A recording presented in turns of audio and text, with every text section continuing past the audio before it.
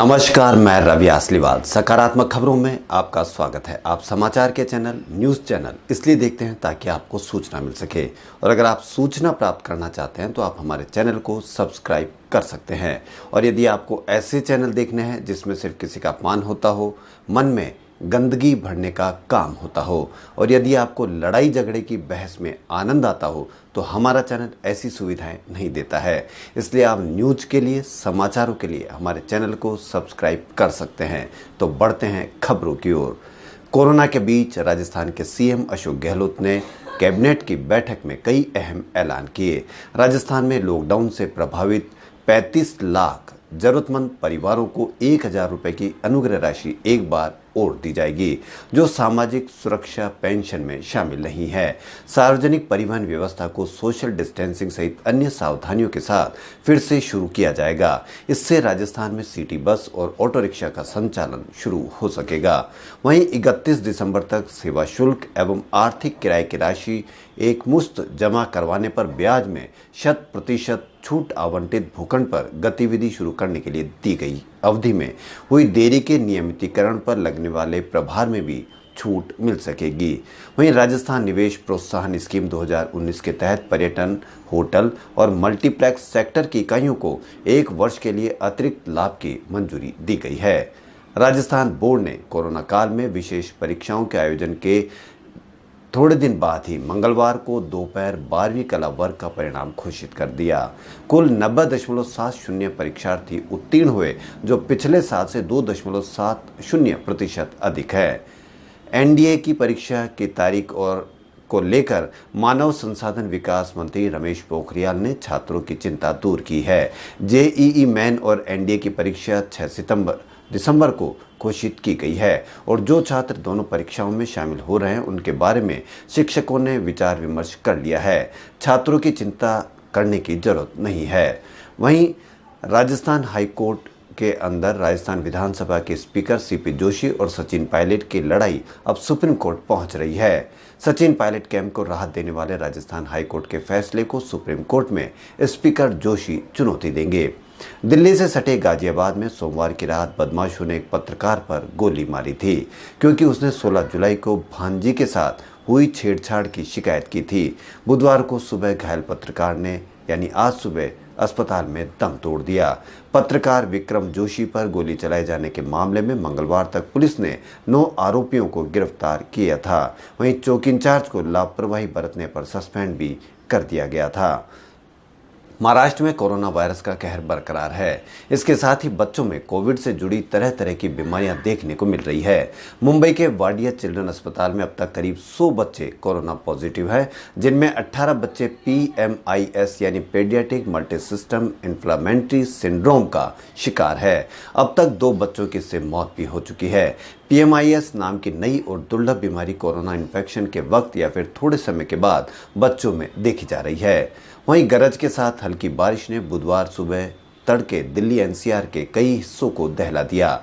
भारत मौसम विभाग ने इससे पहले दिल्ली में कुछ स्थानों और गुरुग्राम, फरीदाबाद, नोएडा के आसपास के क्षेत्रों में मध्यम से भारी तीव्रता वाली बारिश की भविष्यवाणी की थी। भारत मौसम विभाग ने मंगलवार और बुधवार को दिल्ली और आसपास के क्षेत्रों में बारिश का होने का पूर्वानुमान जताया था। विभाग के अनुसार इसके बाद बारिश की तीव्रता और वितरण में कमी आने की संभावना है। भारत में कोरोना का कहर लगातार बढ़ता जा रहा है। स्वास्थ्य मंत्रालय द्वारा जारी आंकड़ों के अनुसार पिछले 24 घंटों में 37,148 नए मामले सामने आए हैं। इसके बाद देश में कुल संक्रमितों की संख्या 11,55,191 पर पहुंच चुकी है। इस दौरान 587 मरीजों की मौत हुई, जिसके बाद कुल मृतकों की संख्या 28,084 हो गई है। वहीं भारतीय रेल नेटवर्क पर यात्री रेलगाड़ियों के संचालन के लिए निजी कंपनियों से आवेदन आमंत्रित करने के पूर्व सोमवार को आयोजित बैठक में 16 कंपनियों ने भाग लिया। सूत्रों के अनुसार इन कंपनियों में बॉम्बार्डियर, स्पेन की CAF हवाई अड्डा कंपनी JMR, भारतीय रेल की कंपनी राइट्स और सार्वजनिक उपक्रम भेल भी शामिल है। वहीं देश में कोरोना वायरस को तेजी से बढ़ते मामलों को देखते हुए बीमा क्षेत्र के नियामक इरडा ने मंगलवार को स्वास्थ्य बीमा करने वाली कंपनियों को कोरोना कवच को समूह स्वास्थ्य बीमा योजना पॉलिसी के रूप में भी पेश करने की अनुमति दी है। बीमा नियामक का मानना है कि इससे सार्वजनिक एवं निजी क्षेत्र की कंपनी और अन्य कारोबारी इकाइयों को अपने कर्मचारियों को कोरोना से बचाव के लिए बीमा कवर उपलब्ध करवाने में मदद मिलेगी।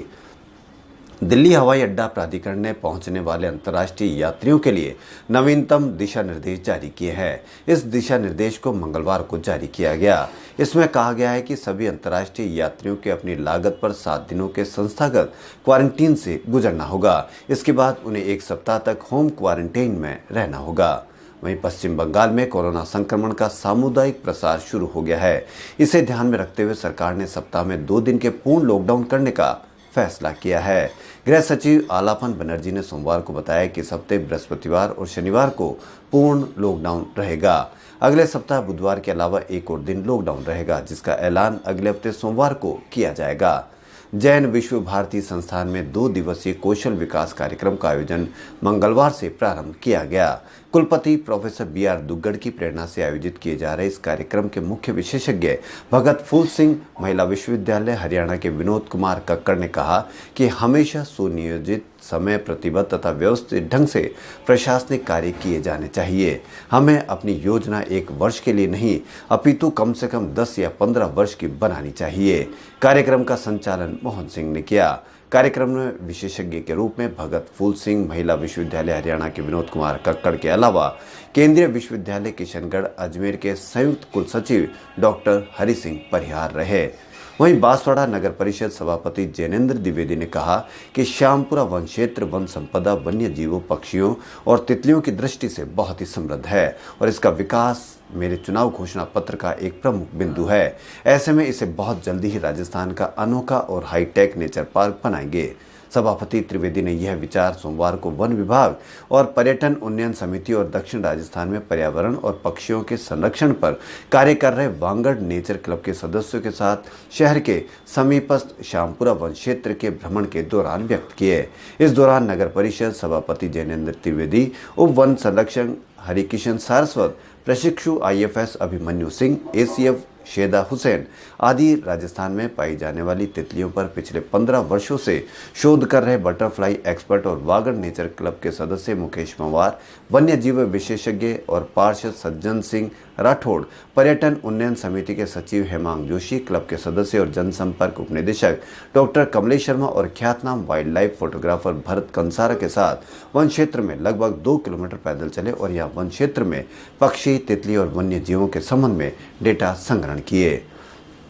वहीं social democratic party of India के प्रदेश अध्यक्ष मोहम्मद रिजवान खान ने प्रेस बयान जारी कर बताया कि आगामी स्थानीय निकाय चुनाव की तैयारी हेतु सभी जिलाध्यक्ष को आदेश जारी कर 25 जुलाई से 15 अगस्त तक पार्टी में जोड़ने के लिए वार्ड स्तर पर कार्यक्रम आयोजित कर ज़्यादा से ज़्यादा लोगों को पार्टी की विचारधारा से अवगत करवाकर पार्टी में शामिल करवाने के निर्देश दिए।